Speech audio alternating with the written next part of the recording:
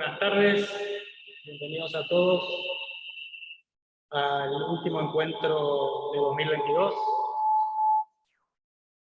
del ciclo de disertaciones de tributos nacionales que coordinamos junto con Fernando.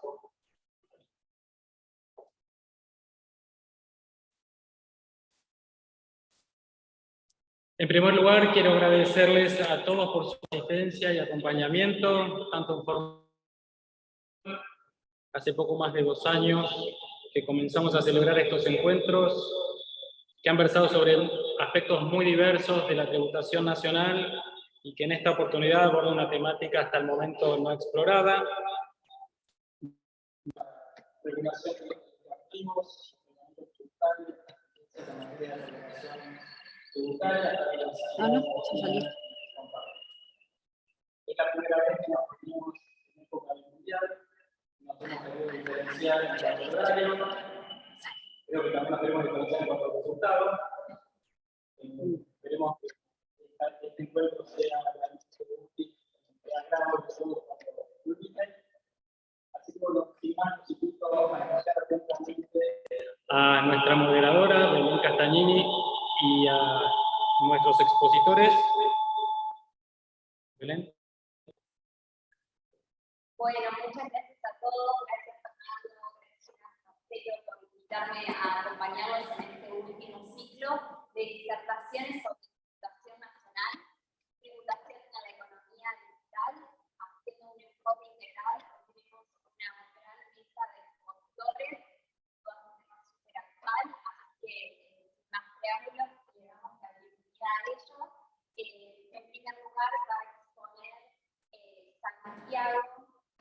Tratará sobre una aproximación a los criptoactivos y a su regulación.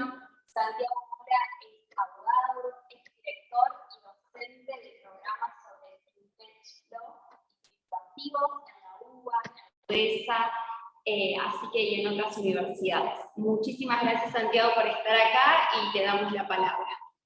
Bueno, muchas gracias por la invitación. ¿Se escucha acá? ¿Bien? Vamos a asegurarnos. Nos dicen que no se escucha. Muchas gracias. Voy a compartir presentación para ordenar un poco las ideas.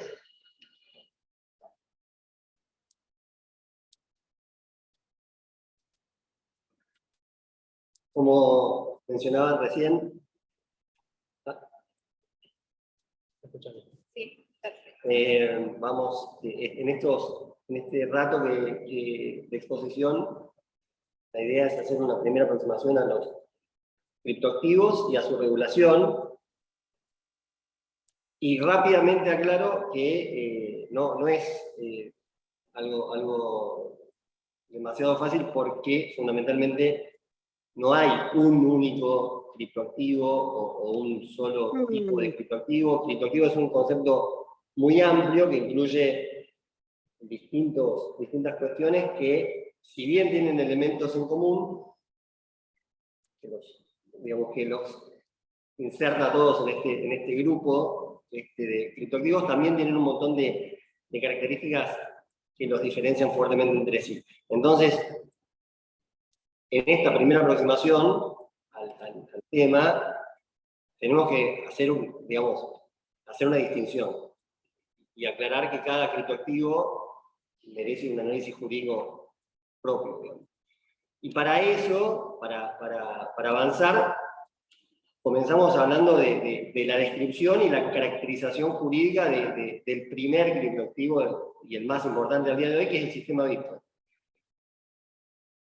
Para acercarnos al fenómeno podemos resumirlo diciendo que el sistema Bitcoin es un programa de computación, un sistema informático, software, que permite a las distintas personas hacerse pagos entre sí. Esa primera aproximación asimila en buena medida el sistema Bitcoin a otros sistemas que todos conocen y vienen usando hace tiempo, que, por ejemplo, podemos enumerar como la tarjeta de crédito Visa, la billetera digital del Mercado Pago, porque todos esos también son sistemas informáticos, programas de computación que permiten a las personas hacerse pagos entre sí. Por eso, para entender mejor lo distintivo del sistema Bitcoin, nos resulta útil partir de estos otros sistemas que ustedes ya conocen, que todos conocemos, entonces, digamos, enumerar los elementos que caracterizan, que distinguen al sistema Bitcoin sobre estos predecesores. Entonces, figúrense si es posible un sistema de tarjeta de crédito Visa, un sistema de billetera digital de Mercado Pago, y enumeramos. Primer característica distintiva, primer elemento que distingue al sistema Bitcoin de los anteriores, es que las unidades de valor del sistema Bitcoin, se llaman Bitcoins, no están expresadas en una moneda fiduciaria convencional, en dinero fiat, en dinero emitido por los estados, ni representan bienes o acciones que alguien debe entregar o cumplir. A diferencia de lo que pasa cuando uno tiene dinero cargado en la billetera de Mercado Pago, que abre la aplicación y tiene un saldo en pesos, y ese saldo en pesos además representan un crédito que uno tiene contra el administrador del sistema. Si uno tiene un Bitcoin en una aplicación, la aplicación es similar, pero a diferencia de lo que sucede con Mercado Pago, uno no tiene el derecho de exigirle a nadie tiene la obligación, mejor dicho, a redimir eso por algo. Nadie está obligado a canjear eso por dinero fiduciario, o por prestaciones, o por activos. El único derecho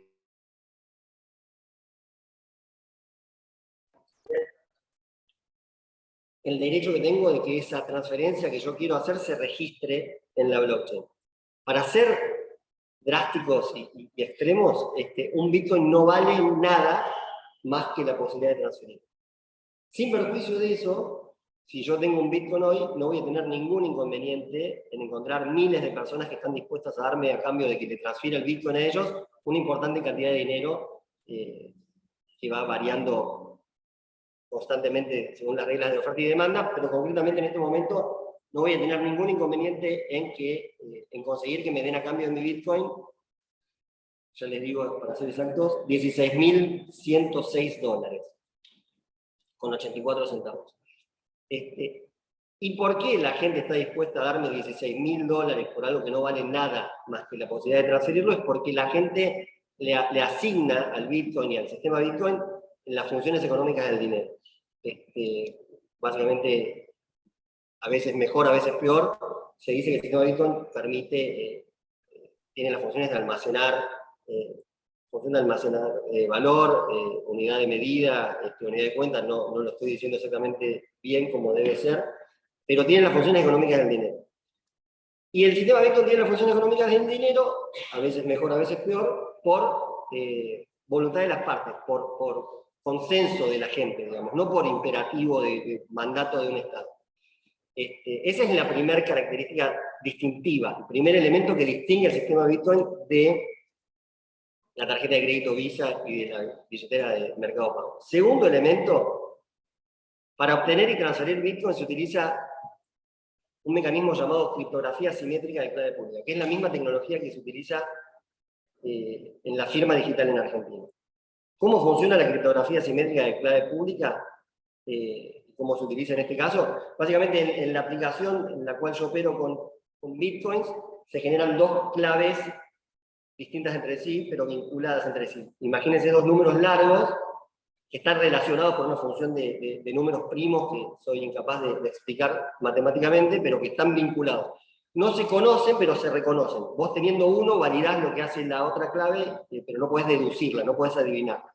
Y de nuevo, ¿cómo funciona la criptografía asimétrica en este caso? Bueno, todos los que queremos operar con Bitcoin, generamos un par de claves. Una de esas claves la mantenemos en privado, la llamamos clave privada, otra la hacemos pública y la llamamos clave pública, y si yo quiero transferirle mi Bitcoin a Juan Pablo, utilizo mi clave privada para ordenar la transferencia y la clave pública de Juan Pablo para indicar el destinatario de la transferencia, presiono un botón y a partir de ese momento el sistema, el software, el programa, considera que Juan Pablo es el nuevo titular de ese Bitcoin, el nuevo dueño de ese Bitcoin, porque el sistema no va a admitir una nueva orden de transferencia, salvo que la misma venga acompañada de la clave privada de Juan Pablo vinculada a la clave pública que recibe el Bitcoin de mi parte. Entonces, si bien el sistema Bitcoin es muy sofisticado tecnológicamente, es muy limitado al mismo tiempo. Lo único que nos permite es hacernos transferencias de Bitcoins entre nosotros. Y para hacer eso, lo que hacemos cada uno de los que queremos operar es generar este par de claves una la hacemos privada y otra la hacemos pública, y usamos la privada para transferirla a la pública del de al lado y así. Esto genera mucha seguridad, porque la clave privada es súper robusta, es prácticamente imposible de hackear, por resumirlo, digamos, y también genera que se hable mucho de anonimato. ¿Por qué se habla mucho de anonimato? Porque las claves públicas hacen las veces de dirección de usuario, clave de usuario, CB larga U. Yo le transfiero a la clave pública de Juan Pablo, y en el sistema no hay espacio, en el software, en la base de datos no hay espacio para que Juan Pablo ponga sus datos personales. Entonces, se dice que el sistema Bitcoin permite en buena medida pagos anónimos, porque si vos estás viendo el registro, ves que hubo una transferencia hacia una clave pública, pero no sabés quién es el que transfirió ni quién recibió. Ese anonimato es relativo por distintas razones, no tenemos tiempo para desarrollarlo, pero digamos que hay gente que dice que es un pseudo anonimato, no es tan anónimo como el efectivo. Y tercer elemento, no existe un tercer elemento que distingue el sistema Bitcoin de los predecesores, no hay un administrador central, ya que los Bitcoins y sus transferencias se registran en una base de datos de carácter pública y descentralizada, o distribuida, dicen algunos, llamada blockchain.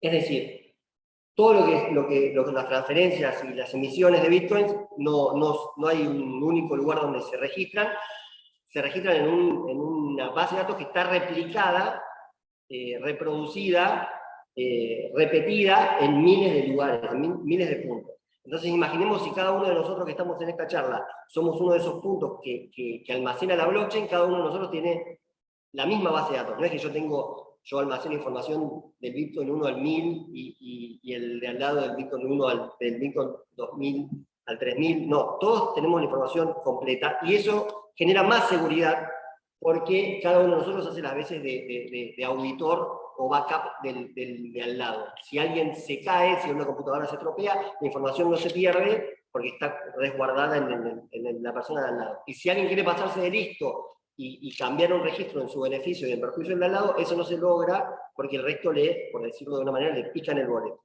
Entonces hay mucha más seguridad, y también por esto hay alguna cuestión de que se limita el poder de control de los estados. Es difícil que un estado por sí mismo pueda ponerle reglas al software, porque el software, digamos, anda solo, y anda en distintas computadoras repartidas en distintos países. De estas tres características, que las tres explican el fenómeno, las tres explican por qué esto, si bien surgió a fines del 2008 Bitcoin y empezó a funcionar a principios del 2009, explican por qué ha sido un éxito, más allá de que el precio suba o baja, digamos, la adopción es realmente extraordinaria.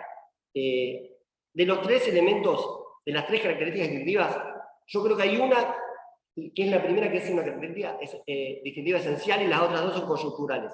¿A qué me refiero? Que la primera de las características distintivas siempre va a distinguir el sistema Bitcoin de la tarjeta de crédito Visa o de la billetera de Mercado Pago. Y no porque quizás el día de mañana Bitcoin deje de usar criptografía simétrica o deje de usar blockchain, sino porque quizás el día de mañana Visa quiere usar criptografía simétrica o Mercado Pago quiere usar blockchain.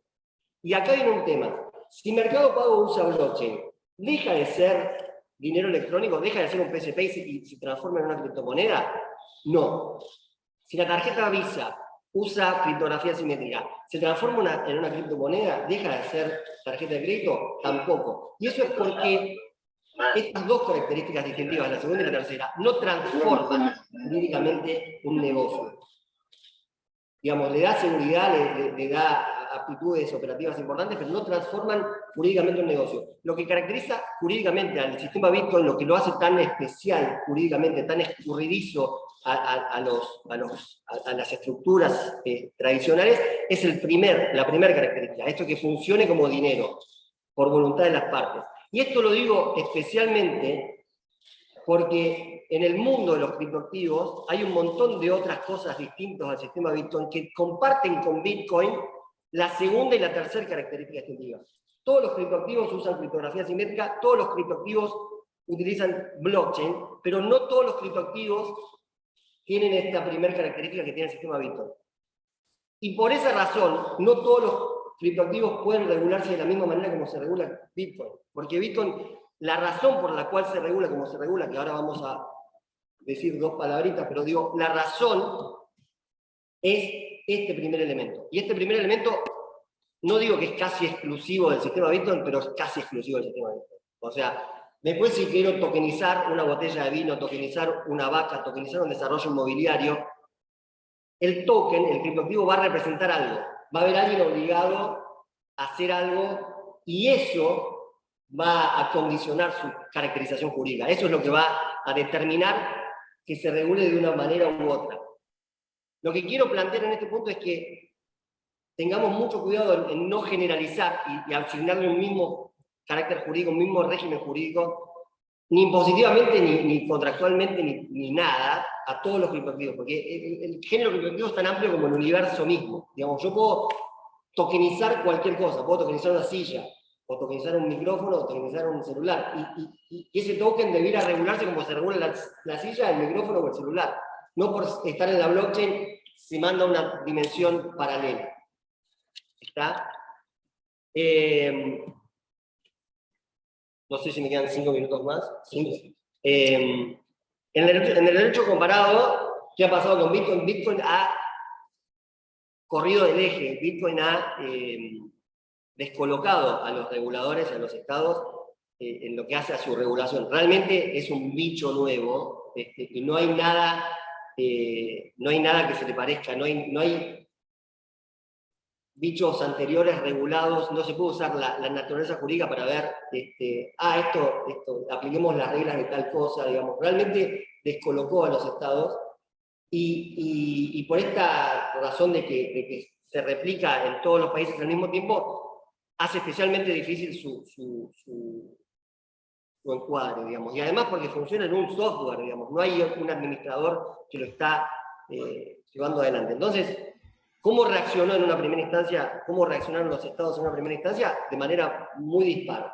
En algunos casos, los bancos centrales y las autoridades se limitaron a advertir sobre los riesgos, que los hay, además de las ventajas que las tiene riesgos, y algunos reguladores se limitaron a decir, ojo con esto, por esto y aquello.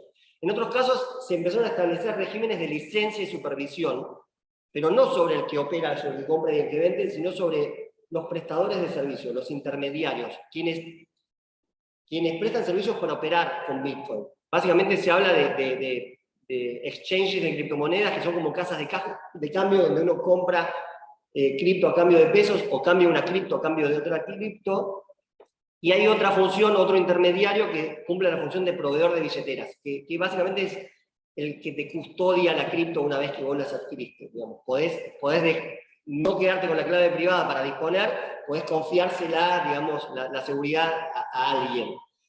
Y la regulación, las licencias se están enfocando en estas personas, que es lo más cercano a un ente central, a falta de un ente central. Después hay países que han sido más rigurosos restringiendo el uso, se habla de Rusia, China, Bolivia en nuestras latitudes, más allá que todos estos países, Rusia y China especialmente, van cambiando el enfoque. Y actualmente, ¿cuál es la movida? Digamos, Gafi viene bajando línea a que se incorporen, todos los países se incorporen como sujetos obligados en el régimen de lavado de activos a los proveedores de servicios de activos virtuales, a los exchanges y los proveedores de billetera, y también hay toda una conciencia de los organismos internacionales y de los mismos países de que la tecnología blockchain, esta plataforma tecnológica que usan las criptomonedas, es muy útil también para ser promovida, para la transparencia de los estados, almacenar información, etcétera, etcétera. En Argentina no tenemos una regulación específica integral. Me refiero a que hay algunas normas específicas puntuales y positivas, o en el Banco Central, pero no hay una regulación específica integral. Esto no quiere decir que esté prohibido, aplica el artículo 19 de la Constitución Nacional que dice lo que no está prohibido está permitido, y no quiere decir que no está regulado, porque hay regulaciones específicas puntuales y hay una regulación general. Aplica el derecho argentino que va a regular de alguna manera con el 970 del Código Civil y Comercial, que habla de los contratos atípicos o innominados, los principios generales del derecho, naturaleza jurídica, y se discute, la doctrina analizó, ¿es un sistema electrónico de pago? ¿Es esto parecido a tarjeta de crédito o a billeteras digitales? Es parecido, pero tiene más diferencias que similitudes, ya lo vimos recién. ¿Es un título valor? Es parecido, el régimen de títulos valores ahora abre un poco el tema, pero sigue estando definido un título valor en el 1815, creo que es del Código Civil y Comercial, como un documento que incorpora un derecho a una prestación, digamos, y como el Bitcoin no da ningún derecho a una prestación, nadie está obligado a darte nada a cambio de un Bitcoin, hemos entendido la doctrina que esto no es un título de valor. Si bien funciona como dinero desde el punto de vista económico, jurídicamente se entendió que no es dinero tampoco, porque no es de curso legal y forzoso, no es emitido por el Estado Nacional, etc. Lo que se llegó a decir desde la naturaleza jurídica es que es un activo inmaterial, un bien que tiene valor en tu patrimonio, pero que no es una cosa, o un documento digital con firmas electrónicas. Y después se aplica la ley de defensa del consumidor. Si operas con un exchange, seguramente el exchange es un proveedor, pero si operas P2P, persona a persona, ahí son pares, ahí no debiera aplicar. La ley de entidades financieras se analizó y se entendió la doctrina que no aplicaría porque no hay intermediación financiera. No habría la plataforma para el régimen de control de cambio, porque si el Bitcoin no es moneda ni nacional ni extranjera, no hay ese intercambio de monedas. Y no aplicaría tampoco el régimen de la ley de lavado de activos, porque ninguno de los que estamos operando acá figuramos como sujetos obligados. De todas formas, más allá de que la doctrina tenía esta posición, había cierta duda de si los reguladores iban a tener alguna interpretación distinta, duda que se disipó en el 2014 cuando el Banco Central, que es la autoridad de la ley de medidas financieras y el régimen cambiario, salió a advertir. Tomó esa posición de guarda con esto, que es un lío, pero dejó jugar. Y la UIF, básicamente, se dirigió a la mayoría de los sujetos obligados y les requirió que informen especialmente cuando sus clientes operen con cripto. Que también fue visto como pulgar arriba porque no está diciendo que no dejen que sus clientes operen con cripto. Está diciendo informen. Entonces, así se fue avanzando, empezaron a haber normas específicas puntuales cada vez más, pero todavía no hay una regulación, seguimos en este estado, lo cual no ha obstado a que Argentina desarrolle uno de los mercados más importantes, cripto más importantes del mundo, en adopción, cosa que se puede explicar también por nuestras limitaciones en materia de inversión, nuestra quizás no tan fuerte moneda, etcétera, etcétera, pero realmente Argentina en el mundo cripto, en el mercado cripto, es un mercado muy interesante. Listo. Paso la posta. Gracias. Gracias, Santiago. Dejo de compartir. Súper claro me pareció y súper, hubo ya preguntas y los invitamos a aquellos que quieran que nos lo dejen en el chat, así les podemos hacer llegar al final las preguntas. Así que muchísimas gracias, Santiago. La siguiente exposición la hará la contadora Agostina Gianoli. Ella es contadora pública del sector FinTech y nos expondrá sobre el tratamiento tributario de los criptoactivos. Así que toda la palabra tuya, Agostina. Bueno, gracias por la presentación. Mientras Santiago exponía, yo pensaba por dentro qué importante es caracterizar, ¿no?, a cada criptoactivo, porque cada objeto, cada bien o cada renta, nosotros desde el punto de vista contable, yo soy contadora, lo grabamos de una manera totalmente distinta. Hoy yo vine a hablar básicamente de la tributación de los criptoactivos en Argentina, con foco en lo que es impuesto a las ganancias y el impuesto sobre los bienes personales. Porque, como dice Santiago, es un mundo totalmente amplio y bueno, no tenemos mucho tiempo para desarrollar. Pero básicamente, y me remonto un poco a la historia, ¿no?, de cómo se fueron incorporando algunos conceptos, pero en el año 2018 se incorpora dentro del objeto de la ley de impuesto a las ganancias el concepto de moneda digital. Yo no voy a meterme respecto a lo que se considera moneda digital o lo que no se considera moneda digital, sino que voy a tomarlo como un hecho fáctico de que se incorporó en la ley de impuesto a las ganancias dentro del objeto. ¿Qué es lo que dice la ley de impuesto a las ganancias y dónde se estaría incorporando ese concepto? Básicamente lo que dice es que se estarían grabando todas las rentas derivadas justamente de la enajenación de estas monedas digitales. ¿Y dónde se da esta incorporación? Que es acá donde es algo bastante llamativo, pero lo que el legislador, o donde el legislador, mejor dicho, incorpora este concepto es dentro de un inciso en donde tenemos otros tipos de activos como los activos financieros, valores, acciones, bonos, etc.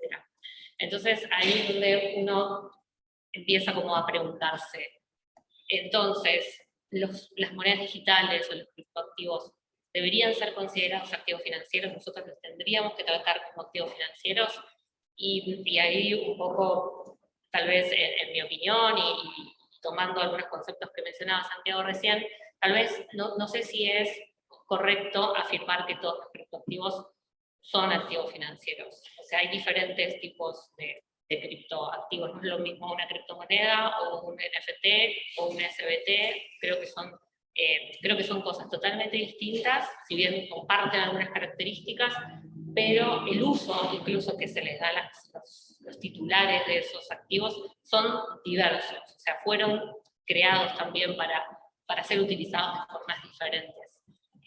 Dicho esto, también me quiero enfocar en qué es lo que se entiende por enajenación de estas monedas digitales. No estamos seguros si se refiere solamente a la compraventa de las monedas digitales, si se refiere también a la tenencia, si se refiere a la actividad de minería, si se refiere de repente a todos los rendimientos que podemos obtener colocando estas monedas digitales o criptoactivos en ciertos protocolos. Entonces, nada, dicho esto, que creo que es donde se plantea la primera controversia, tiene que ver con la característica.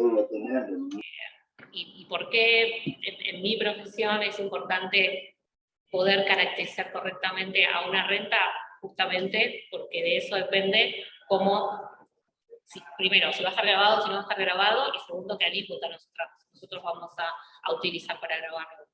Y creo que la segunda controversia comienza cuando nosotros tenemos que comenzar a hablar de la fuente de esos ingresos. Y si nosotros nos limitamos al artículo número 7 de la Ley de Impuesto a las Ganancias, lo que define es muy sencillo, creo que es muy sencillo de entender qué es una renta de fuente argentina. O sea, lo que indica la normativa es justamente que todo lo emitido, o sea, que el emisor básicamente tiene que estar domiciliado, radicado en Argentina. Entonces, a mi criterio es muy sencillo de entenderlo, no así sencillo de determinar. ¿Por qué? Porque, como bien decía Santiago, ¿quién es el emisor de un criptoactivo? Y para reducirlo a la mínima expresión, y no me maten por lo que voy a decir, pero creo que podríamos como asimilar a los emisores de criptoactivos con los mineros o los nodos validadores. Y estoy simplificándolo mucho, sé que detrás de todo eso hay una tecnología y un desarrollo bastante importante, pero lo voy a como minimizar a esa expresión. Entonces, cualquier persona que tenga acceso a una computadora y acceso a internet puede ser un emisor de una criptomoneda o un criptoactivo, con lo cual podríamos decir que en cualquier parte del mundo podríamos estar emitiendo estos activos. Entonces, ¿cómo sé yo dónde está geográficamente localizada la computadora o el nodo o el emisor o el minero que justamente emitió este criptoactivo? Es algo súper complejo de responder. O sea, la respuesta sería no lo sé. No sé cómo podemos hacer para verificar la geolocalización. Entonces hay quienes se remiten respecto al concepto de fuente al artículo 5. Dicen, ok, el artículo 7 es difícil encuadrarlo, vamos por el criterio general de la fuente, que básicamente lo que dice es que cualquier acto que suceda en el territorio argentino o entre partes argentinas estaría siendo de fuente argentina. Y no quiero ser repetitiva, pero ¿por qué es importante nuevamente carácter y fuente? Porque de eso básicamente depende cómo nosotros vamos a grabar y con qué alícuota vamos a grabar esas rentas.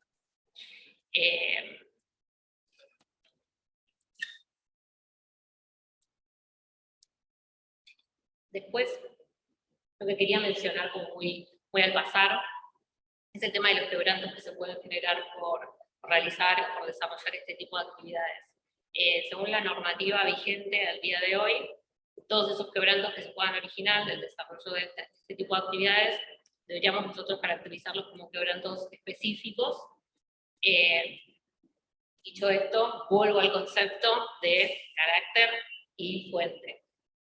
¿Por qué? Porque los quebrantos específicos nosotros solamente los vamos a poder utilizar en la medida que obtengamos rentas futuras del mismo carácter y fuente. Y acá es donde yo me pregunto qué pasa si el día de mañana el legislador no sé, hace una interpretación diferente y dice que no todos los criptoactivos son considerados activos financieros, y se le da, y podríamos abrir el juego a una división, ¿no?, de características y de naturaleza. O sea, ¿qué pasaría con esos quebrantos específicos que tal vez obtuve en este ejercicio fiscal o en el ejercicio fiscal anterior? ¿Qué pasaría en el futuro? ¿Podría utilizar si mi única actividad o la única actividad que yo desarrollo es vinculada a los criptoactivos?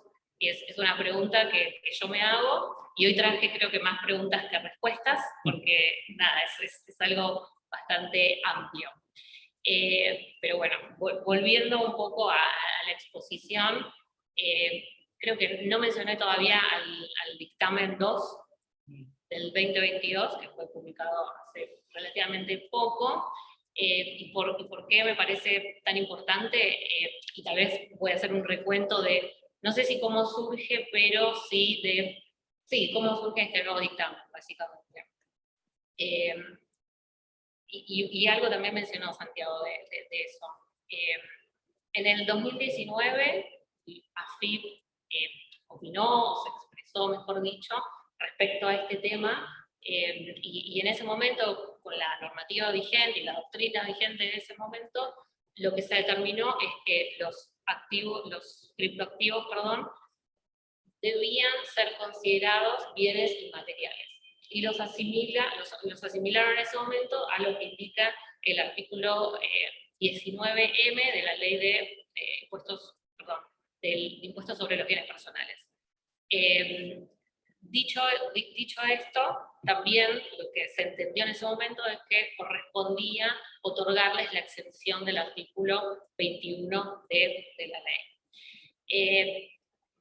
Quiero como hacer un breve recuento de qué tipo de activos están incluidos en el artículo 19M, como para dar un par de ejemplos. Pues ahí tendríamos las patentes, las obras literarias, las marcas, dibujos, etc. Y creo que lo que tienen en común, algunas de las cosas que tienen en común todos esos bienes, es que carecen de valor. Y cuando digo carecen de valor, no es que no tengan un valor, sino que es muy difícil otorgarles un valor. Recién creo que una persona le puede otorgar el valor a uno de estos bienes cuando es transferido hacia otra persona. Antes de eso es muy difícil evaluarlos. Entonces ahí es donde yo me pregunto, ok, entonces, ¿qué tienen en común este tipo de bienes, con estas características, con, no sé, con un Bitcoin o con otro tipo de token? Y creo que la normativa mundial ha avanzado respecto a estos conceptos, y cuando hablo de normativa mundial hablo de Gafi, hablo de CRS, de OCDE, etcétera, entre otras, y creo que ahí es donde también AFIP se permite hacer una interpretación diferente de la que había hecho en el pasado, y ahí es donde surge este dictamen 2. Hay un montón de conclusiones incluidas en ese dictamen, y creo que las más importantes son la incorporación del concepto de activos virtuales la incorporación, no, que Argentina básicamente estaría adoptando el concepto de activos virtuales de Gafi, justamente la reforma de la ley de prevención del lavado de activos que está mencionando Santiago, y dentro de esa definición están incluidos. Creo que este es uno de los motivos por los cuales AFIP se replantea, ¿no?, la caracterización anterior que había realizado. Después otro de los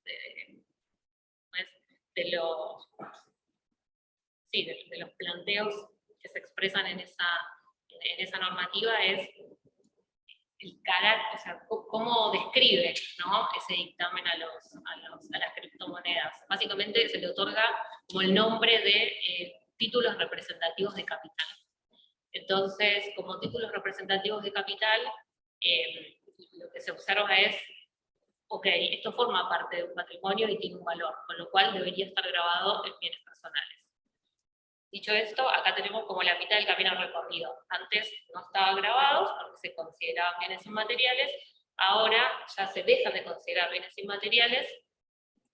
No sabemos qué se consideran hasta ahora, pero sabemos que deberían estar grabados. Entonces el segundo paso, una vez que uno determina que hay un activo que está grabado, el segundo paso es definir qué es o cómo tratarlo. Y ahí es donde se llega a la conclusión de que el mercado de criptoactivos tiene volatilidad y es descentralizado, y esas características son propias de los activos financieros.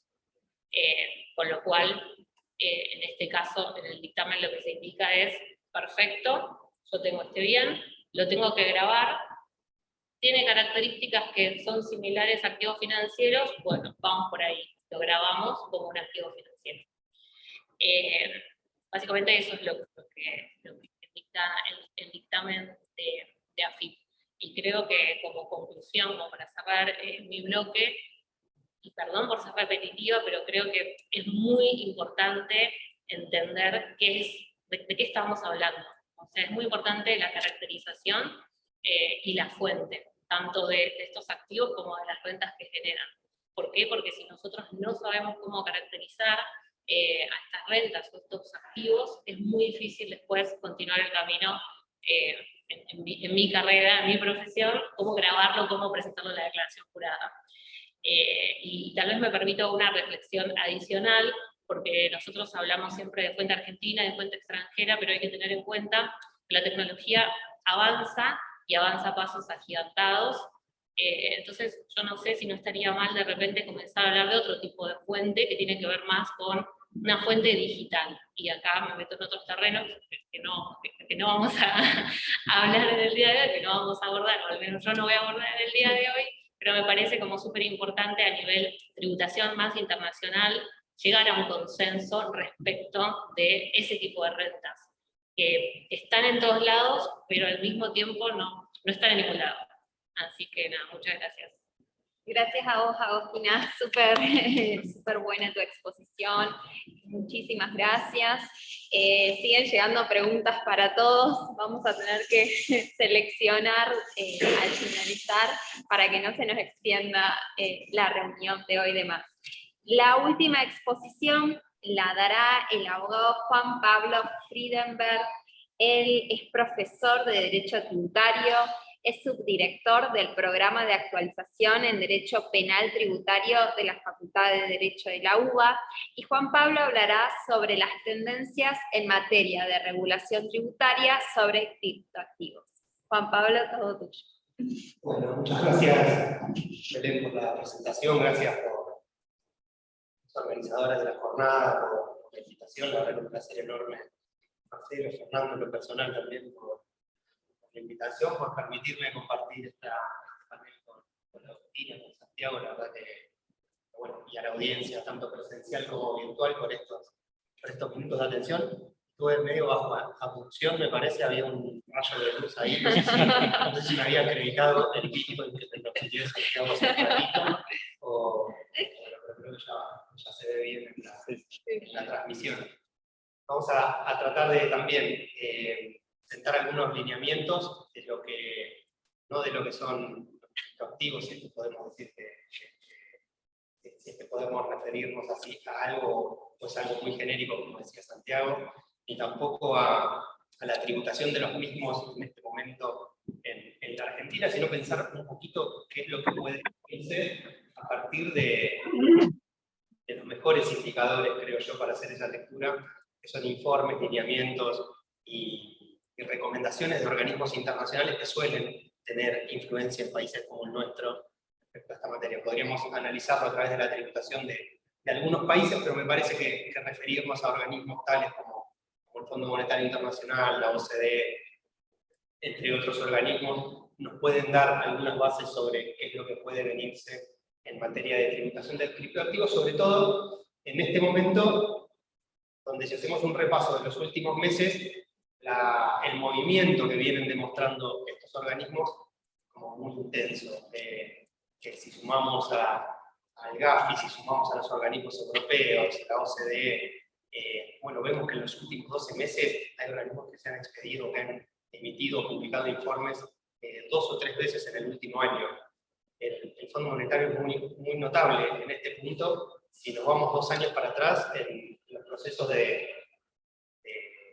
renegociación o de repartimiento, o como quieran llamarle, de la deuda de distintos países, Argentina por ejemplo, veíamos que entre las cláusulas de las renegociaciones estaba el compromiso que requería el fondo de no incentivar o de desalentar la adopción de criptoactivos en países como Argentina, y otros también estuvieron en similares procesos en esos mismos momentos. Sin embargo, en agosto de este año, es decir, hace 3 meses, se publican informes por parte del Fondo Monetario Internacional donde el discurso por lo menos empieza a cambiar y donde empieza a recomendar la adopción de marcos regulatorios integrales respecto de criptoactivos, marcos regulatorios que no deben verse ni deben ser asfixiantes respecto de la innovación tecnológica, respecto de la inclusión que generan este tipo de tecnologías y este tipo de activos respecto de un sector importante de la población, sino que deben verse estos marcos regulatorios,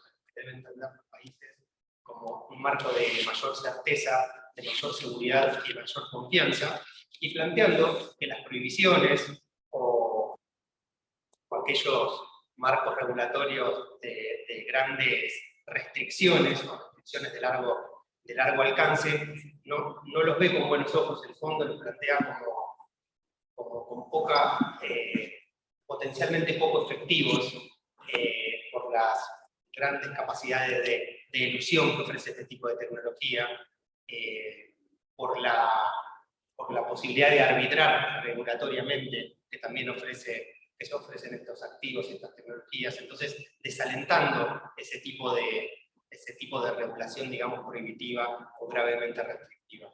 Si vamos a lo estrictamente tributario, podemos plantear esta exposición con dos grandes ejes. Uno podemos llamarle de política fiscal, recomendaciones o lineamientos de política fiscal, y otras recomendaciones o lineamientos de administración tributaria, que son los dos grandes ejes que aparecen como desafiados por la aparición, no olvidemos, muy reciente de este fenómeno o de esta tecnología y de este tipo de activos. Caracterizado, bueno, no voy a repetir, lo señaló Santiago con mucha claridad, pero hay 3 aspectos característicos que son los que hackean o con los que desafían a la política fiscal y a las administraciones tributarias, y que tienen que ver primero con la tecnología que se encuentra asociada. Ya no es lo mismo que ir a contar un stock o un inventario de mercaderías. Esto requiere una adopción o un desarrollo o una adquisición tecnológica necesaria para poder conocer, para poder detectar, para poder investigar dentro de este mundo. Este pseudoanonimato al que se refería también Santiago, y un elemento que también estuvo presente en las 2 exposiciones anteriores, que tiene que ver con la volatilidad de los precios, y que es un dato relevante en términos tributarios, tanto en términos de manifestación de capacidad contributiva como de cuantificación de las obligaciones tributarias. Esta volatilidad hace que se tengan que tomar determinadas definiciones, tanto en materia de política fiscal como en materia de administración tributaria. Estos desafíos que vamos a tratar de desentrañar a partir de distintos informes que tienen que ver, reitero, con temas de política tributaria, con temas de administración tributaria, también se ven atravesados por un tercer eje que podríamos llamarlo extrafiscal, y que tiene que ver justamente con recomendaciones que se van reiterando en los informes, lineamientos y recomendaciones de los distintos organismos, y que tiene que ver con que la regulación, incluso la tributaria, no debe, reitero, desalentar, asfixiar o menguar el desarrollo, de nuevo, de una tecnología que tiene grandes virtudes, que es inclusiva y que además genera ecosistemas que son grandes generadores de trabajo en las distintas economías del mundo.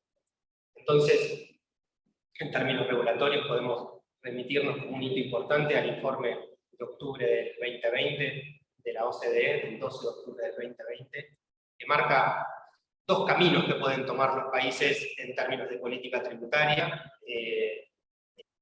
dos alternativas en términos de política tributaria, o en términos de quienes deben adoptar esas políticas tributarias, le hace el Congreso Nacional en países como la Argentina, o adoptar un marco regulatorio tributario en forma integral para los criptoactivos,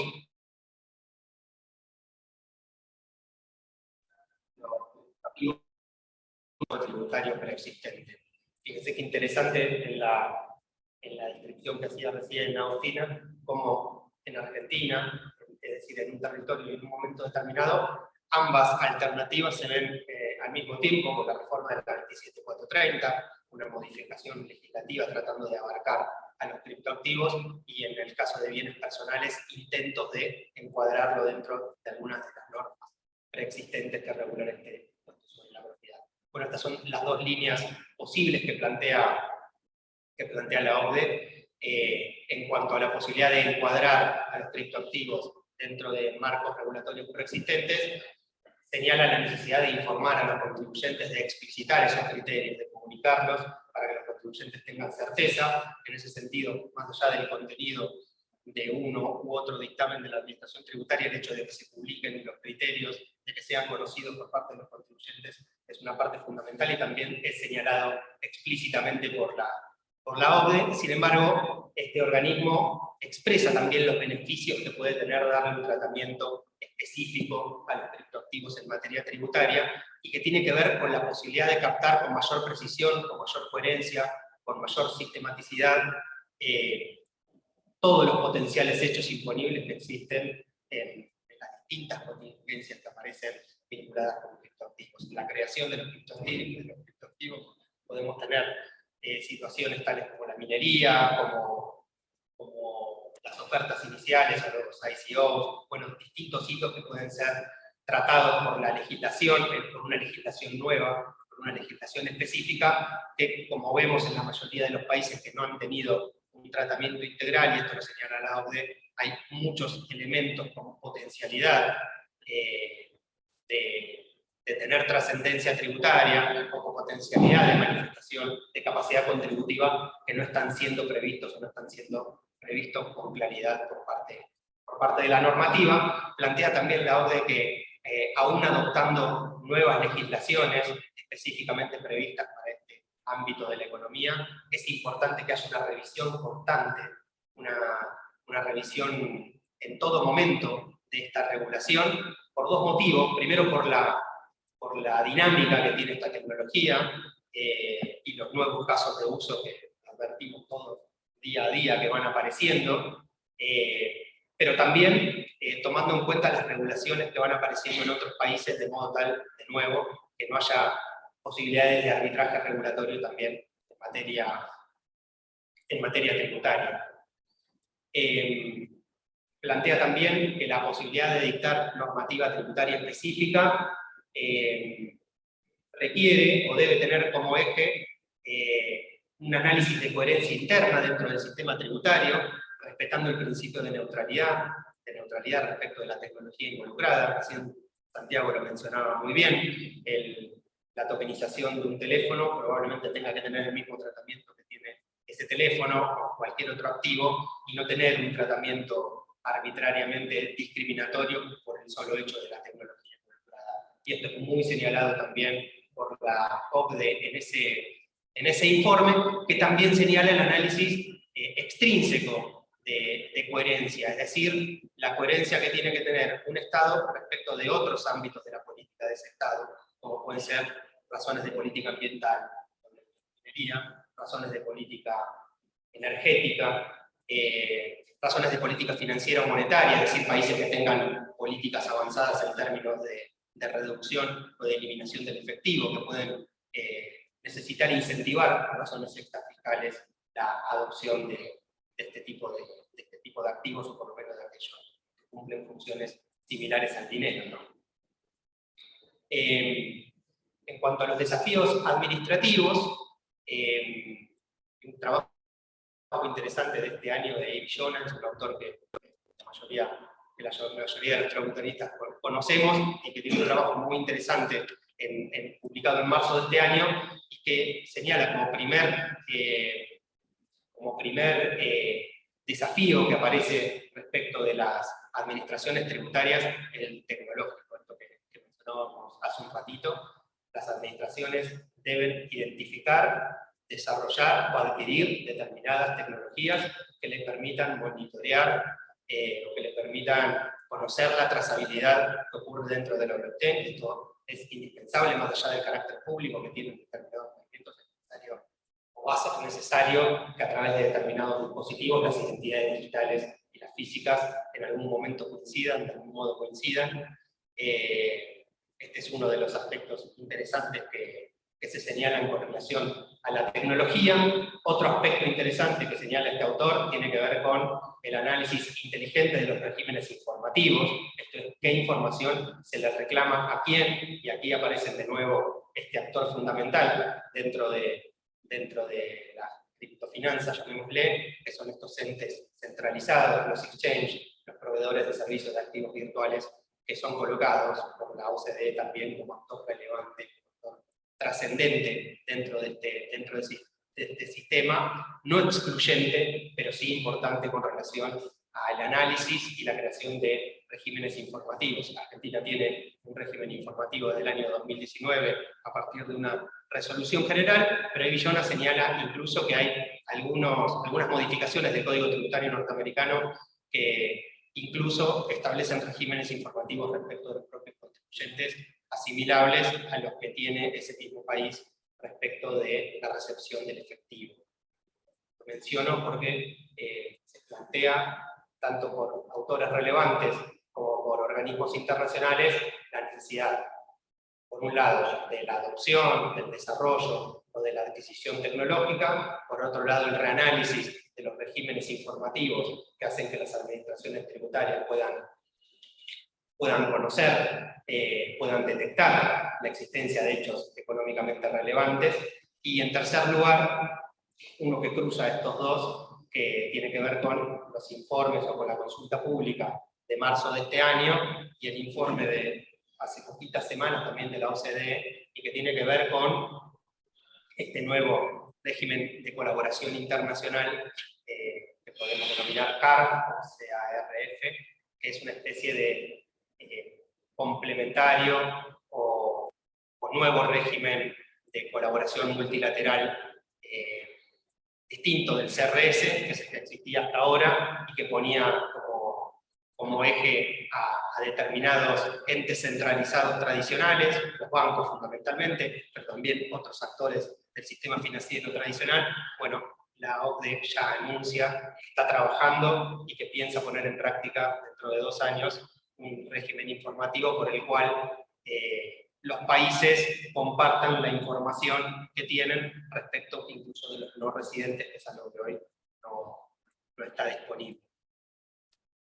Para finalizar en tiempo y forma, una referencia, una mención también a un informe de hace poquitas semanas, del 4 de octubre, del Parlamento Europeo. En Europa también mucho movimiento en los últimos meses en términos regulatorios y también tributarios. El Parlamento Europeo publica un informe que se llama Impacto de las nuevas tecnologías en la tributación, cripto y blockchain, y de ese informe, que es bastante extenso y que tiene muchas recomendaciones, extraje 7 para compartir que me parecen especialmente interesantes y que marcan un poquito el vuelco o el cambio de mirada que están teniendo los reguladores o los que marcan tendencias regulatorias a nivel internacional, que antes veían solo un desafío, solo un problema, y ahora ven también determinadas oportunidades que ofrece una tecnología que claramente aparece como útil o como virtuosa. Entonces, entre las recomendaciones, la primera, es interesante, la capacitación de las administraciones tributarias en nuevas tecnologías, especialmente en estas nuevas tecnologías. El análisis de las virtudes de la tecnología blockchain, especialmente para establecer sistemas de recaudación automatizados, especialmente tomando en cuenta regímenes de retención que permiten automatizar la recaudación utilizando esta tecnología.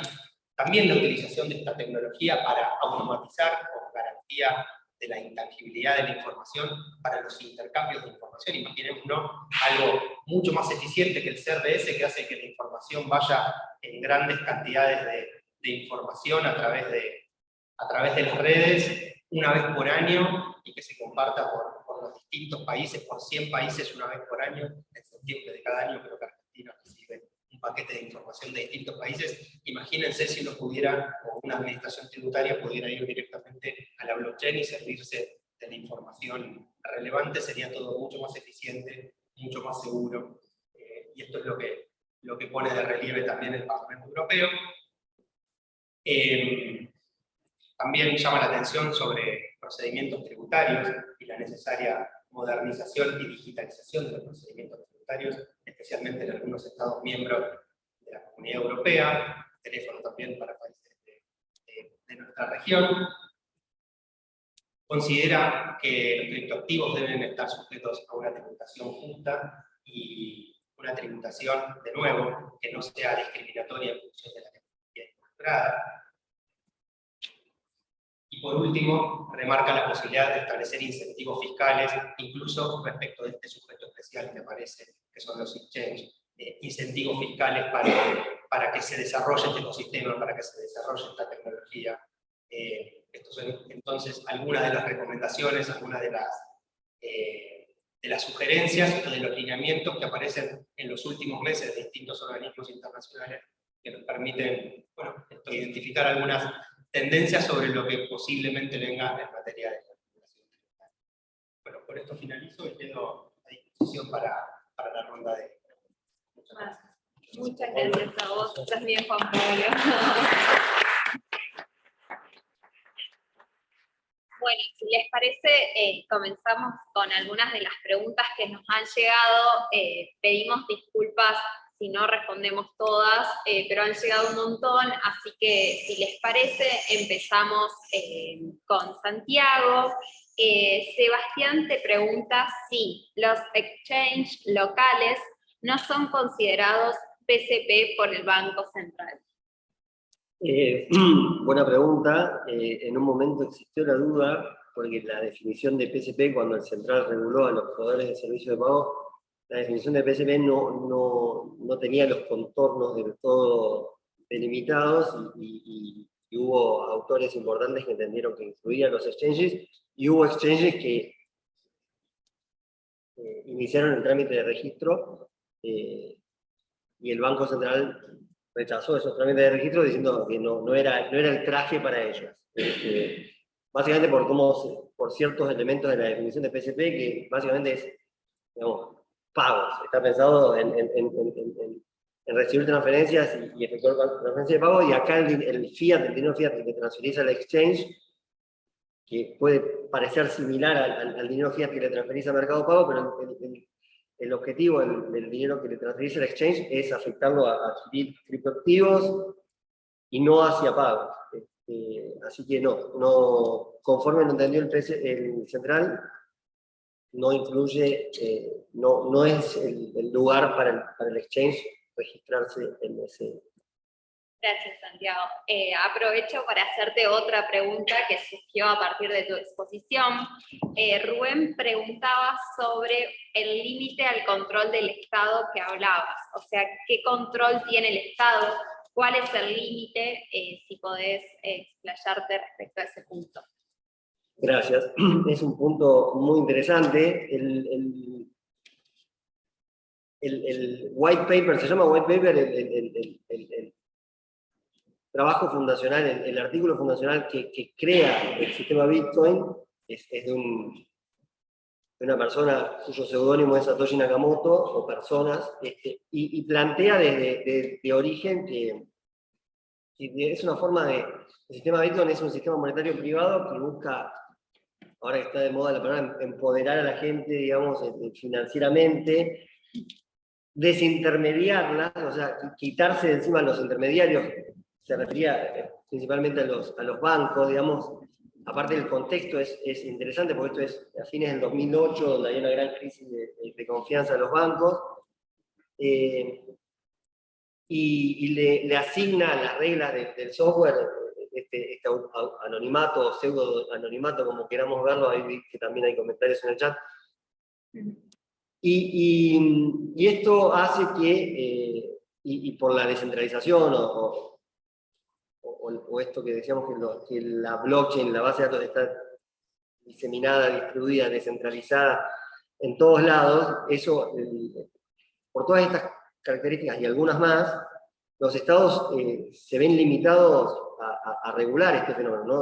No es regulable porque, digamos, es un fenómeno que ya excede un estado. No, bueno, ha habido estados que quisieron prohibir el Bitcoin, pero, digamos, con las criptomonedas, pero es un fenómeno que hoy esté al alcance de ellos para prohibir. En ese contexto, me da pie para atar el tema a lo que decía Juan Pablo. La aproximación regulatoria, ya sea en términos impositivos o en términos lavado de activos, está pensada, se hace pensando a los exchanges, a los intermediarios, a los proveedores de billetera, como una especie de socios, digamos. La regulación, la idea de regulación debiera incluir como socio, como aliado a los exchanges, porque ese anonimato desaparece, por decirlo de una manera, cuando vos operás con un exchange. Vos podés operar P2P, persona a persona, con tu clave privada, sin intermediarios, y ahí el margen de anonimato es mayor o absoluto, dependiendo de la discusión que está en el chat, si es pseudo anonimato o anonimato, digamos, pero cuando vos operás con un intermediario, con un proveedor de servicios, vos te das de alta en esta plataforma como te das de alta en Mercado Pago, y te identifican, por eso se entiende que los exchanges son, en ese sentido, aliados. O sea, que si un Estado quiere combatir en este momento el lavado de activos que pueda darse en el mundo cripto, como el lavado de activos que se puede dar en cualquier otro mercado, pues digamos que no es que es un fenómeno propio de este mundo, digamos, pero para encarar el lavado de activos en este fenómeno, hay que hacerlo digamos, de la mano con los exchanges. Lo que quiero decir en definitiva es, la regulación tiene que ser inteligente, especialmente inteligente y especialmente cuidadosa, porque los objetivos de interés público que pueda tener el Estado en este contexto no se van a alcanzar con regulaciones rigurosas o draconianas contra los exchanges. Todo lo contrario, si reventás a los exchanges, la gente va a seguir operando P2P con sus propias claves privadas y ya mucho más alejado de la vista del regulador. Pero nada, es un punto que me disparó la pregunta para aclarar, que creo que es siempre importante. Juan Pablo lo había dicho también, o sea, lo reconocen y lo plantean los organismos, pero es importante no olvidarlo, digamos, porque la regulación fintech en general, la doctrina entiende que tiene que ser una regulación consensuada, muy analizada, muy inteligente, quirúrgica, no pueden ser un palazo, y acá en cripto en particular, más todavía, porque está este doble ámbito donde se puede operar. Gracias, Santiago, sos súper claro en tus exposiciones. Muchísimas gracias. Si les parece, pasamos a una consulta que hicieron para Agostina. Sara pregunta si para determinar fuente tomo la ubicación de las partes que operan. Depende. O sea, si nosotros tenemos que... No sé si se me escucha. Quizás. Gracias. Bueno, la respuesta creo que es depende. Depende de la interpretación que cada persona haga sobre la norma, ¿no? Si nosotros nos remitimos a lo que está incluido como objeto del impuesto, de acuerdo al artículo 2, el objeto del impuesto es la enajenación de monedas digitales. Si nosotros entendemos monedas digitales como criptoactivos, entonces sí, vayamos a ver qué es lo que dice el artículo 7 de la Ley de Ganancias, que es, digamos, el criterio que se debería utilizar. Si ese criterio no es suficiente, se podría optar por el criterio de fuente general. Recordemos que el artículo 7 lo que menciona es que habría que fijarse en quién es el emisor de ese activo. Pero como es complejo determinarlo, digamos que el análisis podría cortarse ahí o podría continuarse y aplicar lo que indica el artículo 5 con respecto a la fuente. Pero bueno, depende de la interpretación que haga cada persona. Muchas gracias, Agustina. Tenemos otra consulta para Juan Pablo, que hace Liliana. Ella pregunta si la Argentina tiene proyectado la adquisición o el desarrollo para acceder a la info para determinar la legalidad de los fondos de los criptos. Lo que puedo decir es que dentro de un marco de ausencia de regulación, las empresas que trabajan con cripto en general tienen sistemas o áreas de compliance bastante desarrolladas, incluso con la incorporación de tecnología, incorporación de proveedores de tecnología, que en general lo que hacen es incorporar más datos a esas bases de datos que son las blockchain. De ahí se incorporan informaciones provenientes de investigaciones o de reguladores de distintos países que permiten establecer si el origen de determinada transferencia, de determinado activo, proviene de alguna billetera que esté flagueada, como se suele decir, que esté marcada como proveniente o como vinculada a algunos tipos de delitos en particular. Estas herramientas hoy existen, hay distintas empresas que ofrecen este tipo de servicios, pero claramente es una industria que también está en desarrollo paralelo al desarrollo de esta industria. Se habla de una serie de empresas llamadas RegTech, que son aquellas que proveen tecnología asociada a las regulaciones que van apareciendo en los distintos países. Hay organismos públicos en distintos países que ya empiezan a adquirir estas herramientas para delitos. Muchas gracias, Juan Pablo. Y si te parece, te hago una última pregunta que está relacionada con la que le hicimos a Santiago sobre los exchanges de criptomonedas. ¿Bajo qué figuras se inscriben ante AFIP y qué información brindan al fisco? Recién hablaba de un régimen informativo, que es el de la Resolución General 4614, es el que prevé para aquellos exchanges que están registrados y domiciliados en Argentina determinados deberes de información vinculados con saldos y transferencias, similar a los que tienen las cuentas de pago, por ejemplo. Pues nada, cada exchange tendrá su organización societaria, domicilios, etc. Pero ese es el esquema general en cuanto al régimen informativo vigente por parte de AFIP. Bárbaro, muchas gracias, Juan Pablo. Agradecemos a todos, perdón las preguntas que no llegamos a hacer, pero dado el tiempo vamos a cerrar este ciclo y para eso le doy la palabra a Fernando Diez, quien es el coordinador de la Comisión de Tributos Nacionales, y él va a dar las palabras de cierre. Bueno, en primer lugar voy a hacer una serie de agradecimientos, como ha dicho Marcelo, que es mi coequiper en esta coordinación de la Comisión de Encuentros de Tributos Nacionales. En primer lugar, quiero agradecer a la gente que ha concurrido a la asistencia acá a la facultad. Ya hace 2 años que estamos con estos encuentros y nuestro primer encuentro presencial de forma híbrida. Esperemos sumar más gente para las próximas reuniones. Le está costando a la gente venir a la facultad, ¿no? Con el Zoom, tenemos mucha gente en el Zoom. También agradecer a aquella gente que se ha adherido y que ha seguido. Han sido 150, 140 personas permanentes escuchando esta jornada. Fundamental y agradecer, creo que la campaña, que son 3 amigos, Santiago, Agustina y Juan Pablo. Muchísimas gracias a ustedes. Belén, muchísimas gracias por la coordinación. No me quiero olvidar también de agradecer a las autoridades de la carrera de especialización y maestría Derecho Tributario y Financiero de la Universidad de Buenos Aires, de la Facultad de Derecho, que nos han convocado y nos han dado esta hermosa tarea que es coordinar los ciclos.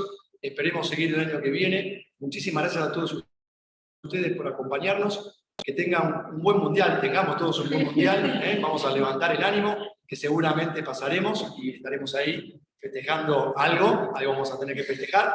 Y bueno, muchísimas gracias. Feliz año, felices fiestas para todos ustedes. Marcelo. Muchas gracias, Fer, un placer como siempre, y gracias a todos por seguirnos.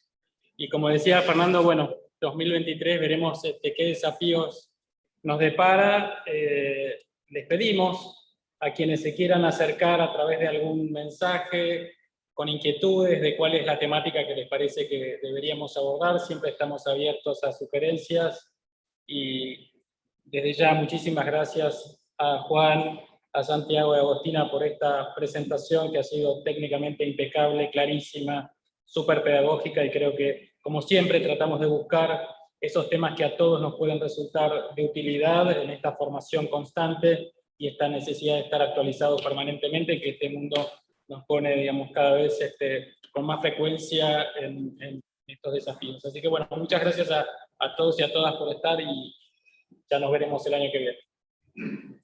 Dios mediante. Gracias.